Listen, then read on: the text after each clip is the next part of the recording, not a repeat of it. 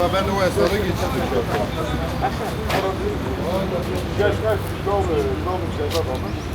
Yolcu var mıydı arabada? Vardı. Peki bir şey oldu mu size? Yok çok şükür. Evet. Şu anda bekletmişsiniz, soruşturmayı bekliyorsunuz. Ya bizi bekletiyor adam. Siz giderken seyir halindeyken. Şey yani. Evet. Şöyle karşı taraftan gidiyordum. Mermi sesi geldi. Cam sesi geldi. Kafamı eğdim. Durdum baktım arka camdan mermi içeri girmiş. Araçta yalnızdınız. Yok arkadaş var. Evet. İndim baktım arkamın arabasına da aynı şekilde. Mermi içeride. Herhangi bir şey var mı? Yok şu anda bir şey yok. Geldik işte yaralı vardı yerde. Yatıyordu o kadar. Evet. Aracınızda kaç kurşun isabet etti? Bir tane. Bir tane. Evet. Hangi tarafa? Sol tarafa, ben tarafa, şoför Sol. tarafa.